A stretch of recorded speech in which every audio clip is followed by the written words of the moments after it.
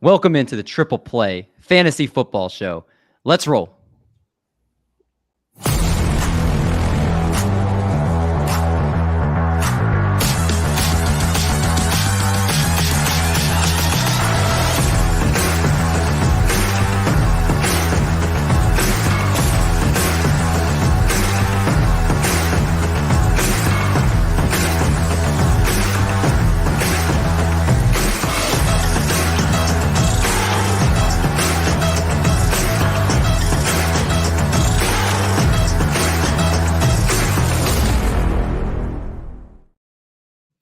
What's going on, everybody? Welcome back to the podcast. Welcome into another episode of the Triple Play Fantasy Football Show, a proud member of Fantasy Points and the Fantasy Points Media Group.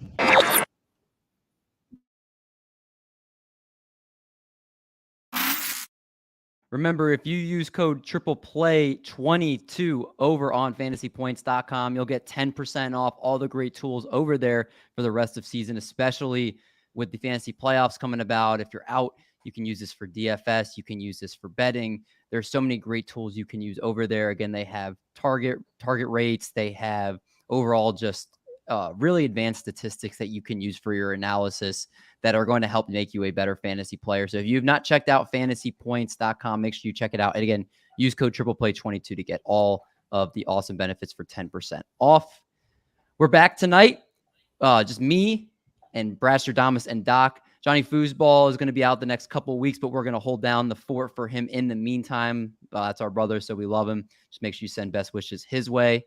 But fellas, how are you guys doing tonight as we head into week 14, a week where all of us are still alive in the Scott Fish Bowl playoffs?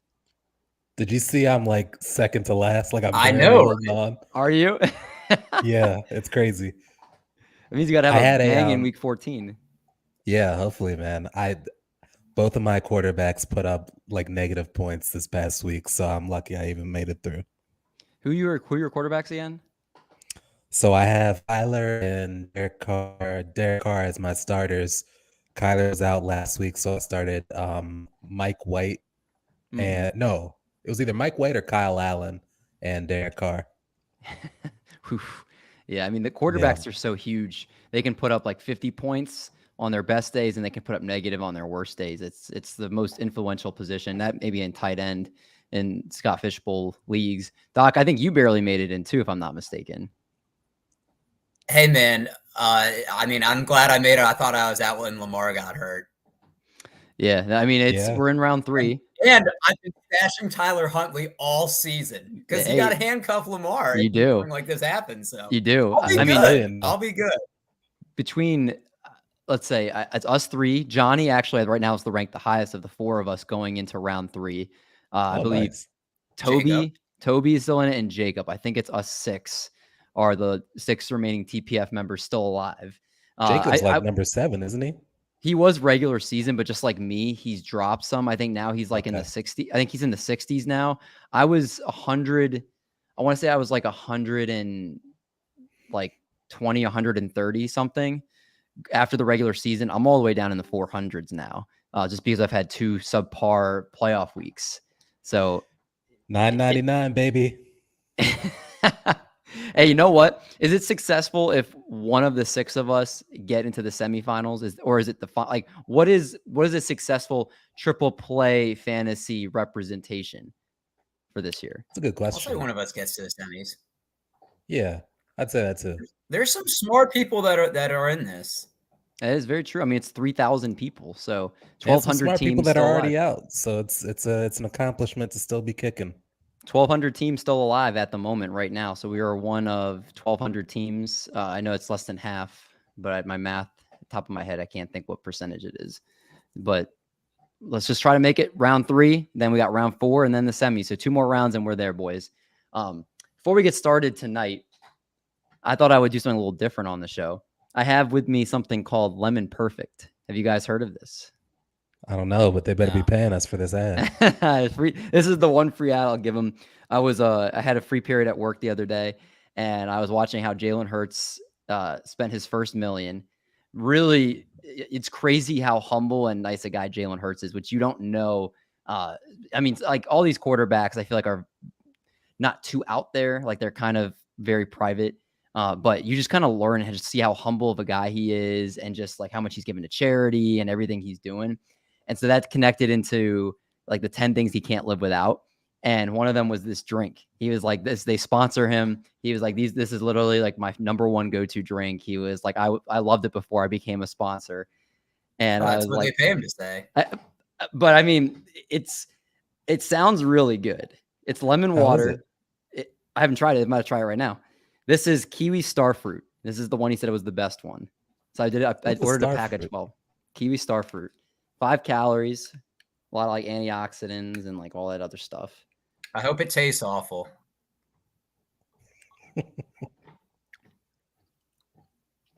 It's good. Like this. Okay. So This is riveting for all of our podcast listeners. this is what I will say about this. If this was like $1 or $2 at the store, this is definitely a really good drink. Like this is a solid, like 5 calories. It's like hydrating. It's got like all these antioxidants, vitamins in it. Very refreshing. But a pack of 12, when you order it, costs $37. Oof. All right, so no more free talking about them. No, I will drink it during the show, but I had to do it because Jalen Hurts recommended it, so I wanted to support him. Man, And, you act like Jalen Hurts is Mahomes. I know. Who? That is the question though. Who's your MVP on the year? Patrick Mahomes. You think so? Like non-biased? You honestly think it's Mahomes? Yeah, because they'll finish as number 1 or 2 team in the AFC, and Patrick Mahomes is going to lead the league in touchdowns and yards. Okay, that's fair. That's fair. I think Jalen Hurts is number 2. What do you guys think? It's too early to say. There's 5 weeks left. I'm also kind of leaning Tua. Nah. Didn't he just lost though? He did, but not just because I'm sort of doing it in not like the best player on the season, but more so, who has catapulted their team into relevancy and performed really well. And I think Tua meets that criteria. He might finish the season better than Mahomes in some of the stats. So, if they win like 11 games, 10 or 11 games, I think he could get that. I'm interested to see. I mean, he looked pretty bad, and it coincided with Terron Armstead being out. Obviously, the 49ers are probably the best defense in the NFL, but if Terron Armstead misses time, that's going to be a huge. He's one of the best left tackle or right tackle since he's left-handed. Right tackles in the game. So I'm worried that was that his worst game for sure. Yeah, I think barring Tua just completely balling out and the Dolphins not losing another game, I feel like it's a 2-horse race. Just in my opinion, between Mahomes and Hurts. I think Josh Allen hasn't been as good this year to where he's going to get the votes. But Doc, what do you think? Once he got hurt. I think right now Mahomes is 1. I think Jalen Hurts is 2, but I think it's a 1A, 1B because one can overtake the other. And if you look at the betting odds each week, they fluctuate. I think you also have to look at Justin Jefferson in that conversation. If the Vikings finish out strong, if the Vikings somehow get the number 1 seed. Bro, don't. There's no way a non-quarterback is not getting that award. Adrian Peterson got it. He'll win Offensive Player of the Year. He had to get 2,000, almost break the rushing right. I mean, do you think I feel like he's set I said it's a dark horse. If the Vikings win, if the Vikings are the number 1 seed in the NFC, then I think that he's a dark horse. I don't think that's crazy at all. Right, fair enough. Because that means the Eagles would have had to have a collapse, and maybe if the Chiefs finish number 2, you point to the best player on the number 1 seed. Okay, fair enough. Do you guys, before we kind of get into looking ahead to this week, we kind of getting into last week, have a wow moment that's you from week 13? Brad and I have talked about this before. Go ahead, David. No. If you go ahead. If I was Lamar Jackson, I wouldn't play another game for the Ravens. Like Lamar Jackson until they pay him, or just in general. I wouldn't do it in general because the Ravens have already balked at paying him. He wants guaranteed money. And I think Deshaun Watson literally broke the QB scale where you have to pay QBs that type of money. He's lucky that he came out with just a PCL sprain, but the Ravens clearly don't value him enough to where they want to pay him where he's asking. And if you're Lamar Jackson, what do you have to gain at this point? I think some team will pay you if it's not the Ravens, and they don't have a good system around him. They've been rotating running backs each week. I know they've been banged up at the wide receiver position, but even healthy, were you okay with Rashad Bateman and Devin Duvernay and Mark Andrews being your receiving weapons? I think you should go to Detroit. You'd have Jameson Williams. You'd have Amon-Ra St. Brown. You'd have, Jamal Williams and DeAndre Swift in the backfield. I mean, he wants to get paid, and it's a legacy thing too. And I think this is the peak for the Ravens. I wouldn't play another game. It's a fair statement. I mean, if I'm not mistaken, isn't he said he's okay doing the year-to-year thing if it need be, or was I thinking of somebody else? I don't know that he's spoken on it, but I can say that if he was to do a year-to-year thing, they'd franchise tag him, which is the average of the top 5 salaries in your position. He ain't playing on a franchise tag. No, but I think he's absolutely, because it's like 35 million plus. Like it's not chump change. But you're risking long-term money playing out year to year. Washington or Indy? Detroit. For who? Let's start beating the drum for Detroit. New England. Nah. No. I don't know. Bill Belichick talks glowingly of him all the time. I think the Ravens are going to pay him. I do too. I don't think Washington gets him, and Indy feels like they've kind of gone this route enough, and I think they're going to draft a quarterback. But I will say, what? If you're the Ravens, though, like Tyler Huntley wasn't bad. All right, I'm gonna make bad, but he's been good before. Like he's been very good. I'm gonna make especially a call last season or 2 years ago.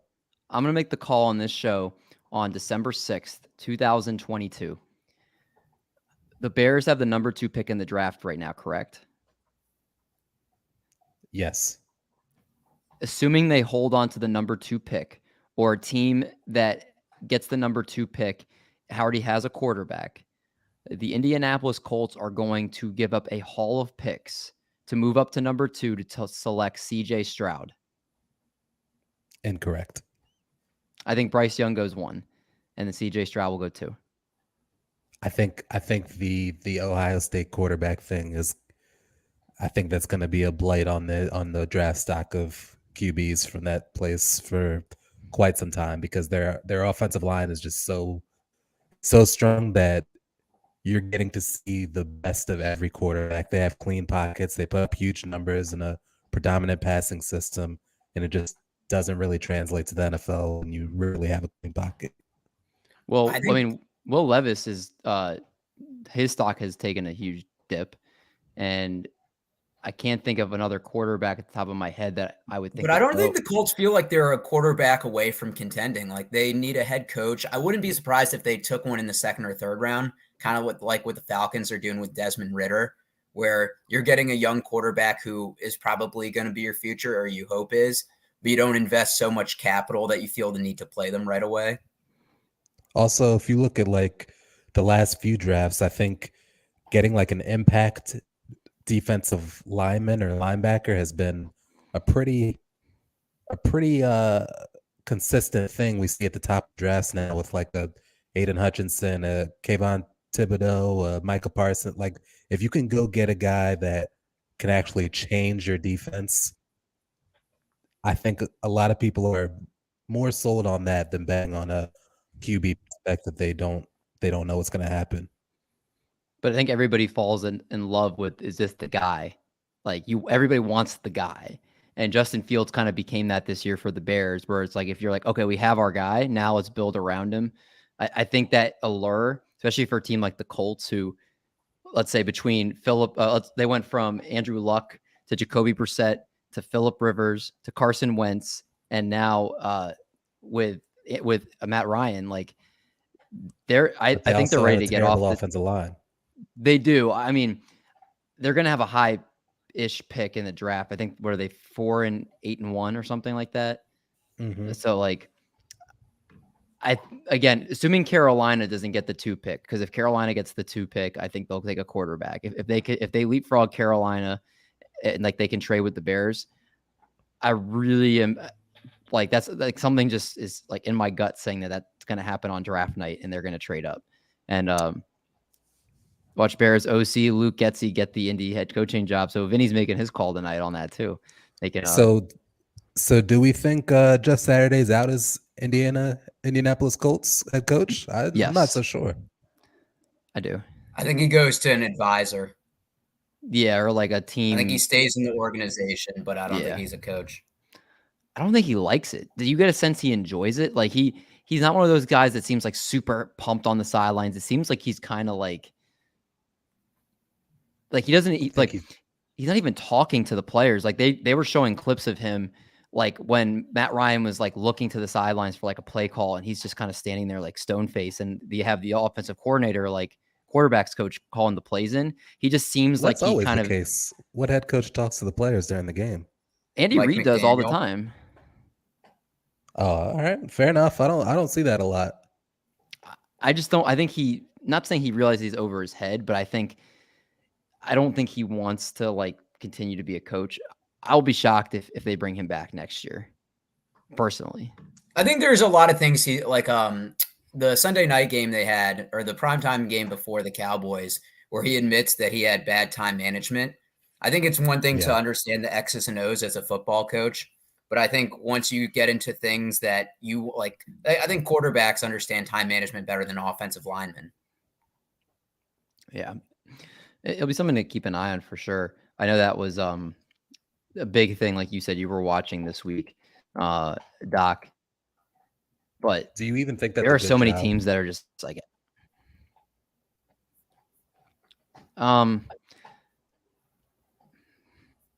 no, I think the Colts have been mediocre for the last 5 years. Yeah. And they don't seem like they have the roster to really turn it around right now. I don't know. I don't know. I don't think it's crazy to like blow that up, like just completely like sell all your best, like sell Jonathan Taylor, get a bunch of, he's one of the rare running backs that you can get first round pick for, especially since he's so young, little injury history. Right.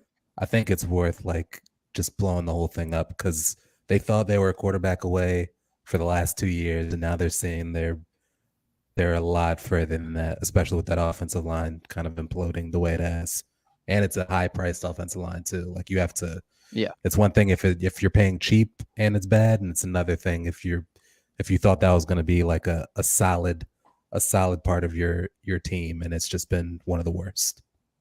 Yeah, the Bears. Then he points out they played the Bills, the Eagles, the Lions, and the Vikings. Definitely not an easy schedule. I think they'd be lucky to win one of those games. The way it's going, the Lions, I think, are my biggest story. They just look like they're playing inspired. They're an exciting team. I think Jared Goff is he was overrated in Los Angeles and he's underrated in Detroit. I think he revived his career. He's a professional quarterback. Like 100%. Like I think people are like, oh, you have Jared Goff. Like you need to upgrade. Like I think if you're looking not fantasy wise, but just real life quarterback wise, he's a top 15 quarterback. Like if you have him, I don't think you could invest in other places and not worry about quarterback. In fairness to him also, like he doesn't have a true number one receiver yet. Like Amon-Ra St. Brown has been incredible, but I think of him as like a T. Higgins, like somebody who can put up number one receiver numbers, but in his best role, he's the 1B. Like he's your wide receiver too on a great team. And if Jameson Williams can be that for them, if he can be the Jamar Chase to Amon-Ra St. Brown's T. Higgins, they have an incredible team. That running back room is great.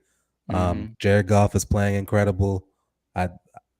They're really fun to watch, and you can see how much they love their coach. Obviously, I think they've got an actual culture building over there, which is not something I would have bet on. Like you said, they're an exciting team to watch. They have so much great young talent. Aiden Hutchinson looks like an absolute beast. Yeah. So great. Yeah, he very well invested first round pick with him. I believe he was the number 2 pick. Doc, you gave me a face when I said Amon-Ra St. Brown wasn't the number 1.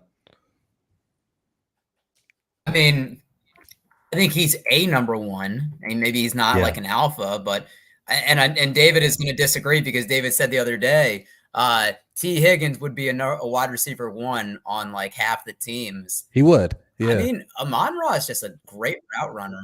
I mean, like, is he going to be in that A.J. Brown, Tyreek Hill, Stephon Diggs tier? No, but I would say he's in that tier below it. I agree. I agree, Doc. 100%. That's what I meant. Like, he could be a number 1 receiver on a lot of teams, but in terms of like that upper echelon, like the wide receiver that you're like, okay, if our quarterback isn't putting up numbers, we know he's not the guy. Like, if you're that kind of wide receiver 1, I think that's what he's not there yet. And I think they're hoping Jameson Williams can be that. Yeah. But I'll just say this. A lot of people were writing him off last year as somebody that just got hot in the fantasy playoffs because of injuries. And now he's shown it this year. And like myself included, I thought he was just a flash in the pan last year. I got 0 shares of him this year, and he's really proven me wrong. So like it's too early to write it off year 2 when he showed continued growth. You're right. We're talking about T. Higgins too.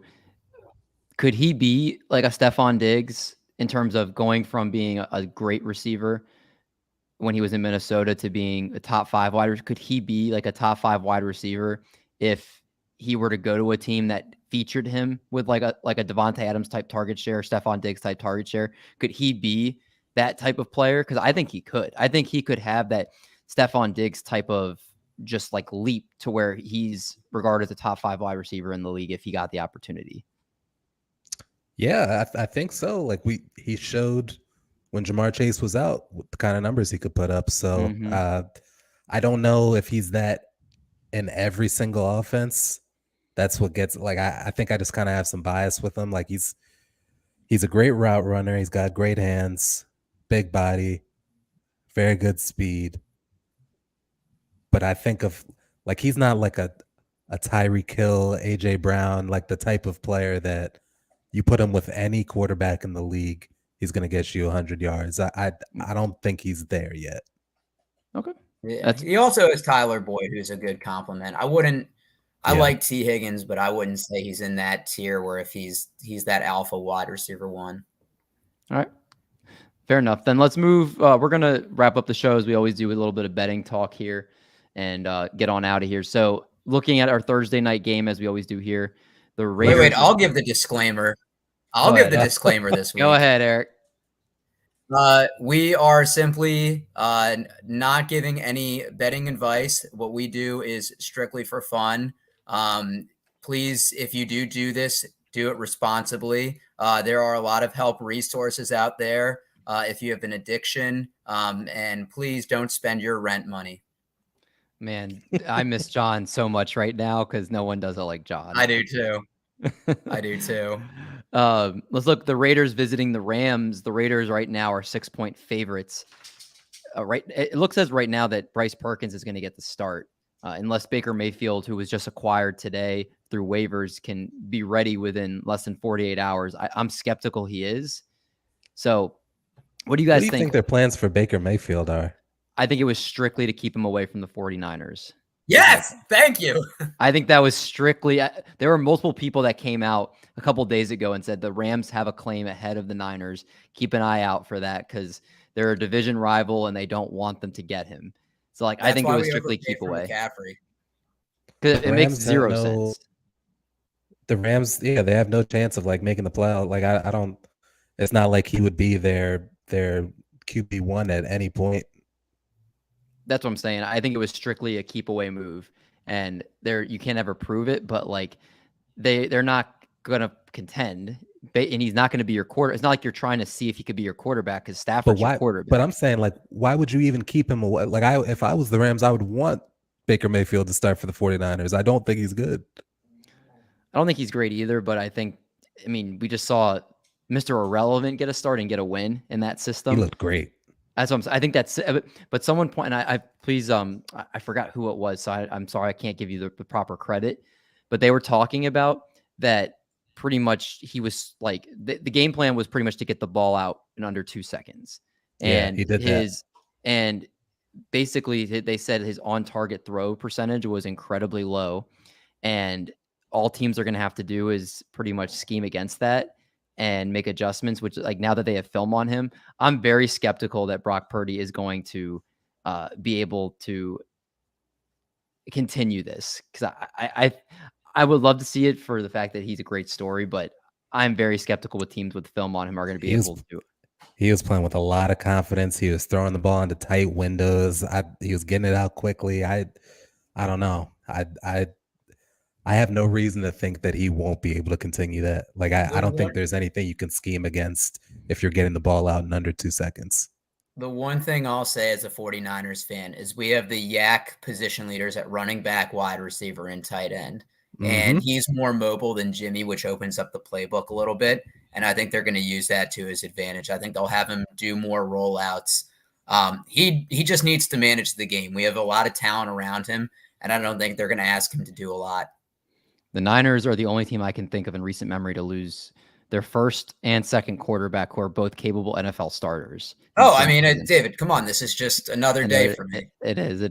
Especially it's painful because the Niners, I would say it's a 3-team race in the NFC between the Cowboys, Eagles, and Niners for who comes out of the NFC. So losing Garoppolo is a huge blow to that because I think I wouldn't have been shocked if they came out of the NFC. This is definitely making me think they're firmly number 3 in that race. Apparently, he might come back for the playoffs. Oh, that'd be interesting. But let's go back to this game real quick. Raiders are 6-point favorites right now, assuming Bryce Perkins starts. We like the 6 points for the Raiders with Bryce Perkins. I do, for me. I'm going Raiders on that one as well. I do too. They've won their last 3 games by at least 6. Rams have lost 3 out of their last 4 by 6 or more. Raiders are 2 games out of the playoffs, and I think they lost a lot of games because they weren't aggressive and they let their foot off the pedal, and I don't think they're going to continue that. Over under 44.5. It looks like the Raiders are also starting to finally just feed Adams and actually, just feed Adams and actually, just throw it to him at all times, and good things will happen after that. You like over or under 44.5? Take the over. I'll take the over too. I'd be more comfortable doing a team over for the Raiders instead of an entire game because I don't know that the Rams are going to be able to move the ball. That's definitely a good other way to look at it. Anytime touchdown score. Let's see if there's any juicy odds here. Both Jacobs and Adams are minus money. Cam Akers plus money. Amir Abdul plus 200. Matt Collins plus 200. Amir Wright plus 200. So far, I'm not seeing anything that is really juicy here. I think they're doing a really good job. Brandon Powell looks good. Plus 370. Nah, I don't. For Brandon Powell, I'd want better odds. Where is Bryce Perkins? Because I think he was up like 4 plus 400 or something like that. Was it that high? Yeah. John Walford's plus 400. Do they think he's going to start? I heard that they don't think he's going to play this week. I mean, again, that could change. That's why maybe Bryce Perkins isn't on here because he's not. This is not good. I don't like any of the odds they're giving you. I don't. There aren't great odds. Devontae Adams at minus juice sounds right. Yeah, and some of these lines will change. Obviously, I would have taken that up to like minus 200. Right now, Devontae Adams over 91.5 receiving yards. I feel good about that. I'd take that over. There'll be and Jefferson over 37. I like that.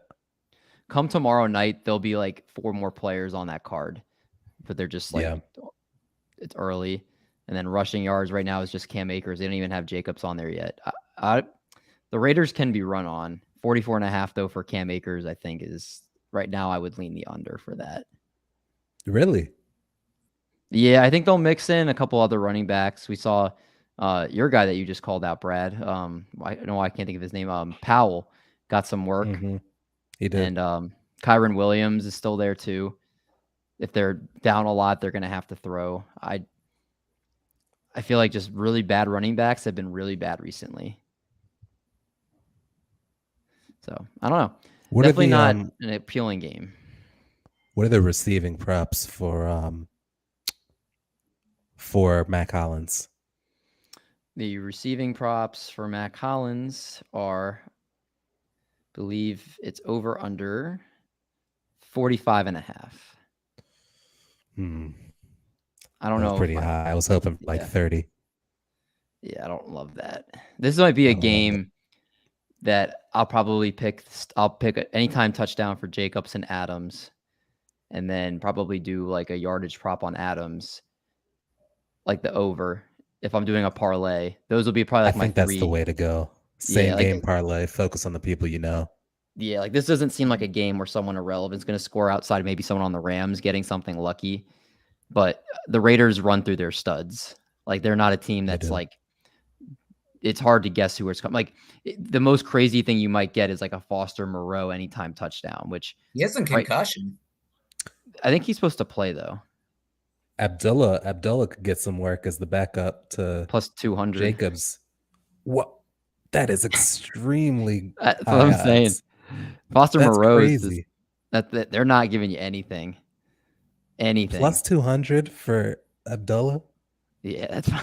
It's crazy. That's crazy. This is the fourth tough. highest odds to score on this slate. That just tells you everything you need to know. I'm not taking those. I would have felt good about that. It feels like plus 800. Yeah. No, not. This is a slate that I do not like right now. Maybe things will change tomorrow, or I guess later today when you guys listen on Wednesday if you're on the podcast. But for right now, we'll have to see if those lines change before we do anything crazy with betting with that. But that will do it. Again, week 13, we're heading into week 14, which is the last week of the regular season for fantasy. Guys, how many leagues are, let's end with this. How many leagues are you either locked in the playoffs or fighting for a playoff spot right now? Like I'm in the playoffs in all of them. You're in the playoffs in every league, Eric? I am. How many leagues total did you do? 5 or 6? Well, I mean, do you count Scott Fishbowl? Yeah, of course. Well, take out the Des Bryant one. 7. You're having a good year, man. Yeah, I had a bad year last year, so it evens out. That's the same with me, Josh Jacobs. I had a bad year last year. I'm playing really well this year. So I think it's just the balance of everything. That's how it plays out. But all right, everybody, good luck. Last week of the fantasy regular season, we hope you guys can get in the playoffs. We will definitely be focusing a lot more on the fantasy side of things the next few weeks as we kind of get in the fantasy playoffs and want you to be able to get that league title. So make sure if you have questions for the show or anything you want to have answered in the future, just DM any of the boys at DMendio2, at Trip Play Fantasy, at Sir Bradley K. And also, if you have any questions live on the show, always drop them in on YouTube or send us stuff via the podcast. But we're here to help you guys win those titles. So for Brad, for Doc, I'm D Mendy. We're going to make like a bread truck and we're going to haul these buns. Catch you guys in week 15.